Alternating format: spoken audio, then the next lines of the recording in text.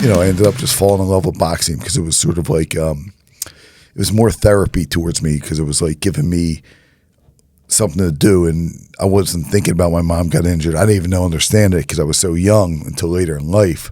But it was just, boxing was like the way out, and it was a certain way of life. Sure. Yeah. And I feel like that's also something where it's like, you said it's like you're kind of just your way of life. Yeah. I feel like a lot of times, especially with boxing, like I've heard that's kind of how it seems to go. And even with any sports, like for me, I know like growing up, just basketball was everywhere. So I ended up just being big into basketball. Nice. Yeah. So I guess like, how'd you take that, being a boxer yourself and transforming it into what you have today? I guess it's crazy because I'm still in boxing, even though it's celebrity boxing. My brother's doing bare knuckle. We're starting celebrity bare knuckle stuff. It's just, I don't know. It's just a way of life. Like boxing was just destined to be with me, but it was a way of life. Learning how to make the money with this company is the whole. That's the whole like big game changer. It's knowing how to. It's a puzzle you have to put together to figure out how to make this money with it, and it's step by step, but it's all about building, and because we give people their dreams come true, and it's a dream of ours, and that's what we keep doing.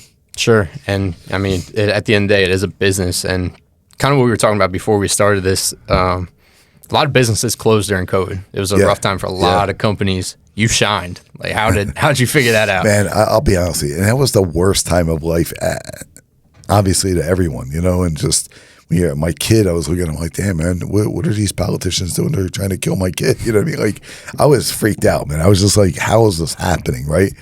And then I couldn't do anything. I'm a boxing promoter. I had celebrity boxing. That's all I knew what to do.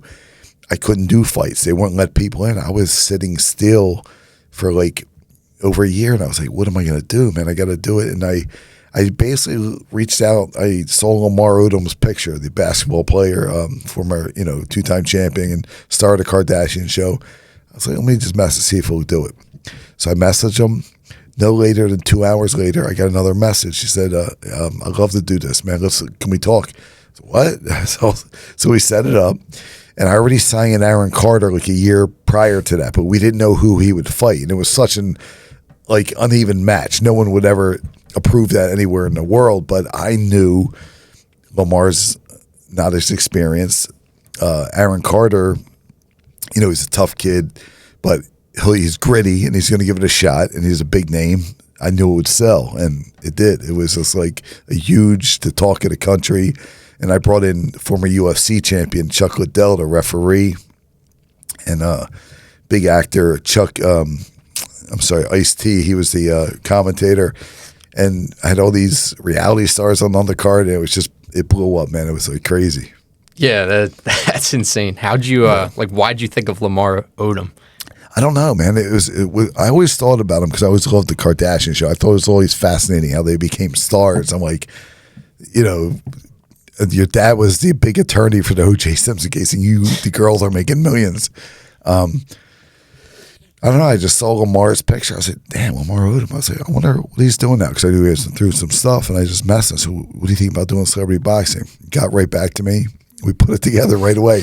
Dude, 2 weeks later, I was in Atlanta doing a press conference with him, and it was crazy. TMZ blew it up, my man Mike Babcock, and it just really became a really talk. And, and Jake Paul's guys that helped blow the company up too.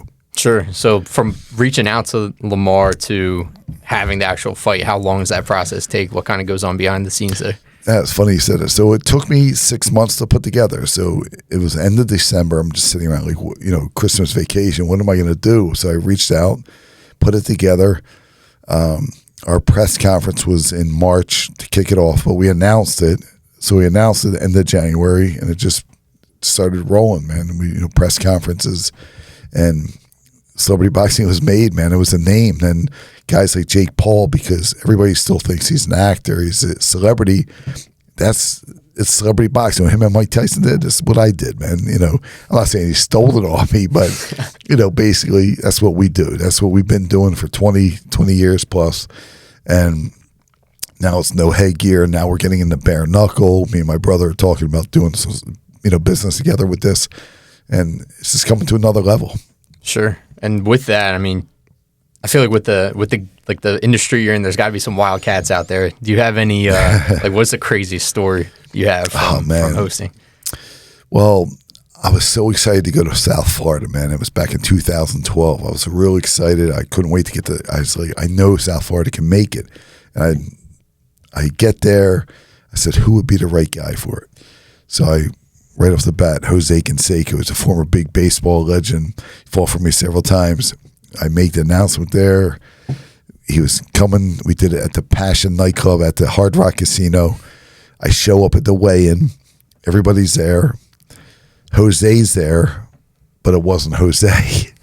So this is the craziest thing. The photographer said to me, he's like, hey, Damon, listen, I just want you to know, this is crazy. That's not Jose Canseco. I said, listen, man, if you say one more thing, I'm not in the mood for this. You keep playing with me. Get out of my face. I was actually pissed at the guy, right? And the guy was right, man. He's like, look, there's no tattoos on his arms. And that was it. Jose has tattoos. And I was like, holy crap, man, this is crazy, right?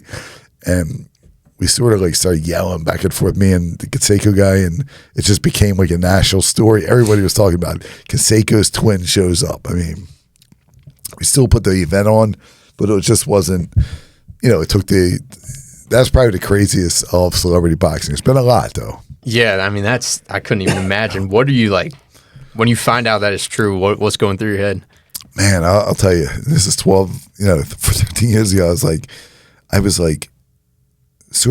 this, am I dreaming? Like, I don't know. Did I have too many drinks? Like, I don't drink, but I was like, what the hell's going on, man? I had no clue, man. I was so furious, dude. Like, I was really ready to punch him right in the face, I had to say. But it's just every security. You thought the president was there, police, everything started coming in. It was crazy because they had to break. They were like, yo, get this thing. They thought shit was going to go down. You know what I mean? Wow. And it was crazy, man. Like, Canseco sends his twin. That's crazy. Yeah, no, that is insane. And kind of like moving to where we're at today, what do you have coming up? Like, what are your plans going on right now? What's the next fight? Yeah, we're right now I'm in talks with some big names right now for June 7th. We're gonna mix celebrity boxing with bare knuckle and do like bare knuckle. Bare knuckle is a really great draw. And so they're gonna be like more of the prospect series part of our company, and we're gonna really push it. And my brother's doing a tremendous job on, making it big with Conor McGregor as a co-owner, Mario Lopez as a host, and we're going to bring a lot of different celebrities in on our part. We're doing it right here in Aston, Pennsylvania, Iceworks, and we also have March 22nd at Harris, Philadelphia, which is going to be really good. It's like our prospect series for celebrity boxing, our Celebrity Fight Club series, and it's going to be badass. We have some great local fighters. We have one guy who was in jail for 30 years. He's making his return. He's like 58 years old, but he went to jail when he was 28. Jeff Gant, and we're so excited for that one. It's gonna be wild. Yeah, that again, like, what goes into getting these different, people? Like, what makes you think like this would be a great fight? It's crazy, man. You're always looking for who would be the good draw. Like, obviously, it's tough to get just celebrities to fight all the time. So now we're looking for the local guys, the local names, local guys that step in the ring or have some type of background. They want to be a fighter or they are a fighter. So this is two different things. We give regular guys a shot to be a fighter on the card. Then they got the experienced fighters, former world champions. They end up fighting for our world titles because it's X-Rumble, Celebrity Fight Series, Fight Club Series, and we have like world champions, United States champions, Continental America's champions. And right now we have 3 world champions, which is a former champion, which is Sugar Shane Mosley, Hank Lundy, and Kimbo Slice Jr. Kimbo Slice Jr. Nice. Yeah. Okay, wow. Yeah. So they're our world champions. It's really cool. I'm going to build more and more champions, but it's really a cool platform, man. Maybe we'll get you in the ring. We'll see about that. Only if it's Gabe on the other side. No, I'm just kidding. He looks like the next Michael Buffer. I'm joking. Ah, man, that's funny. Cool. So I guess like you named a couple like names. Like, who else do you have in this world? Yeah, man. It's like you never know who's gonna step in the ring with celebrity boxing. It might be an idea come up, or I look at TMZ and I'm like, damn, this dude will be good, or this dude got in a fight on some reality show. I never get knows. It's always how much. You know what I mean? So then it goes to negotiating the price. But I mean, who's been in celebrity boxing, like from women to men, reality stars, tabloid stars. You ever hear of Rodney King? Yeah. Remember Rodney King? Yeah. So Rodney King fought for me. He lived with me for 4 months in Broomall, Pennsylvania. That's really, no joke. And when I got him in, it was his dream to fight. So the reality company that he was on some reality show on VH1 wanted me to put him in. We actually gave him the shot, and he took on an ex-cop. It was really crazy. So everybody from Howard Stern, TMZ, everybody blew that thing up, right? And he ended up winning, and he did 4 fights. We also had like James Buster Douglas, Roy Jones Jr., Sugar Shane Mosley. Those are some big names that have been on through the platform, yeah. Sure. And if there's, like maybe it's a celebrity or maybe it's someone out there who might want to take a crack at this, what would the message be to them? Man, step up. This is your shot. This is going to be your 16th minute or 17th minute, whatever. No, you just give them their shot, man.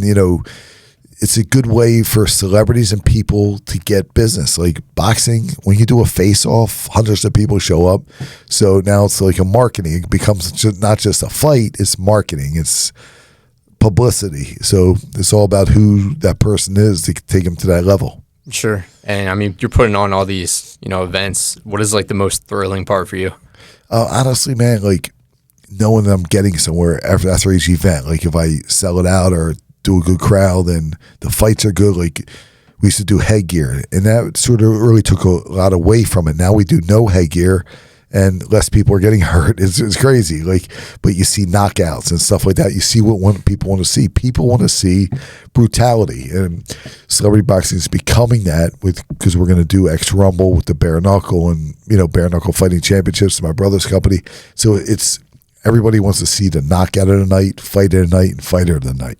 Sure. And I know you mentioned a couple of times that you're merging for a little bit with the bare knuckle fighting as well. How is that going to work with like the two worlds colliding? Yeah, we're gonna get a little taste of it, and it's gonna be really unique because it's never been done before. So there's a lot of opportunities to be bare knuckle fighter versus celebrity boxer. You know what I mean? We're just gonna try different things out. So we're gonna see, and June 7th, you'll be there. We'll see. It's gonna be Fight on the Ice at Iceworks, and I'm excited just to be able to do it in my hometown. Like, doing all these things, you get the national attention, and I'm bringing it to my hometown. Sure, yeah. Sure. And, if somebody wants to, reach out, maybe they want to either fight, they just want to come to the show, where can they best reach out to you at? Absolutely. Just go to xrumble.com or Celebrity Boxing on, Instagram, and, everybody signs up at xrumble.com, and there's, we have recording artists performing their music out there, fighters do their fights, and, the best is yet to come. Awesome.